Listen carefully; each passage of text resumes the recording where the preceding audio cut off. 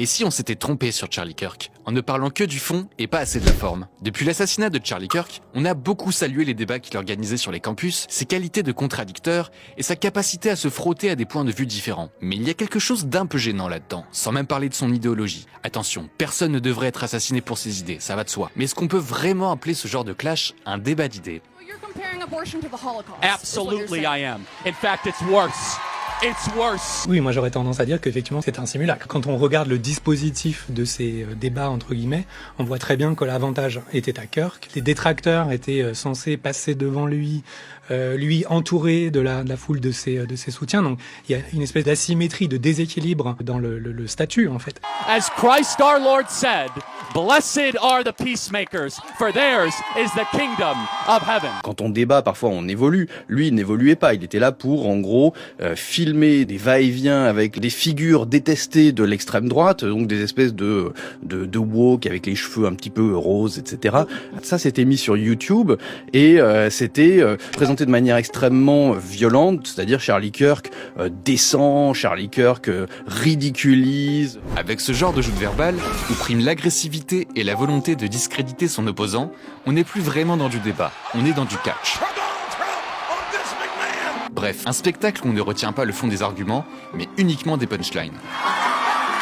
Dans ce type de confrontation, c'est moins la recherche d'un consensus ou de la vérité qui compte, mais plutôt l'expression d'opinions très polarisées. Le halal à la cantine, pour ou contre? Des moments qu'on cherche à viraliser tout de suite sur les réseaux sociaux et qui sont poussés par les algorithmes. C'est exactement ce qu'avait annoncé l'écrivain Christian Salmon dans l'ère du clash. Ces médias qui tournent dans les cafés, dans les maisons, une espèce de rumeurs permanentes, ont besoin de pics d'attention, de saillies. Et ces pics, ces attentions, comment on les produit?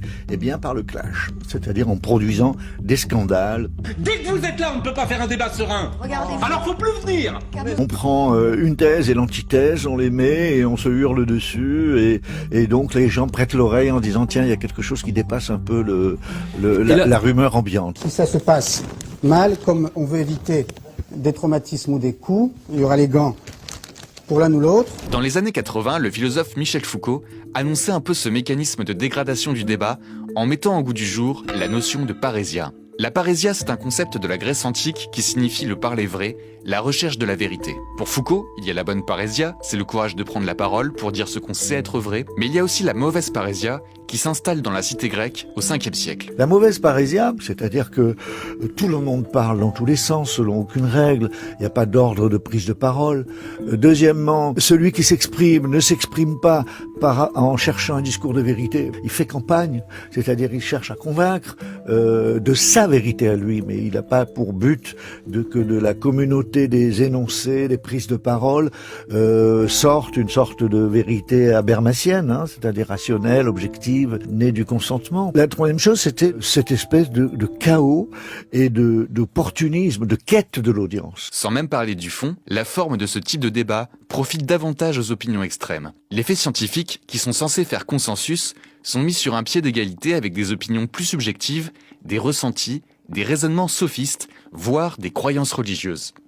The greatest miracle is creation. And then the fact that Jesus rose from the dead. Ça participait d'une stratégie du mouvement conservateur pour dépeindre la gauche comme étant intolérante d'opinions contraires et le mouvement conservateur comme étant le défenseur du free speech, de la liberté de penser. C'est comme ça que fonctionne la fenêtre d'Overton, du nom de Joseph Overton, un politologue américain des années 90. Overton avait théorisé que les idées radicales sont progressivement acceptées dans un pays à force d'être évoquées dans le débat public. Je vais poser toutes les questions. Au Moyen-Âge, le débat était un rituel universitaire sacré. C'était la disputatio. Et ça fonctionnait car c'était très codifié, même si c'était réservé à une élite savante. Mais peut-être qu'on peut s'en inspirer et remettre quelques règles pour un débat sain et honnête intellectuellement. Et voici quelques idées. Laissez du temps.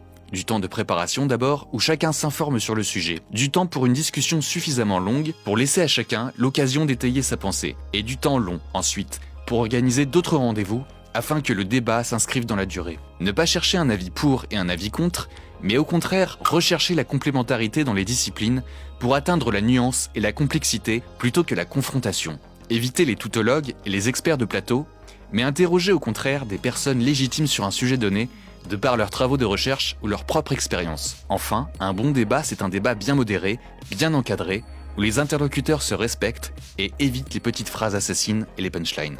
Drop the mic.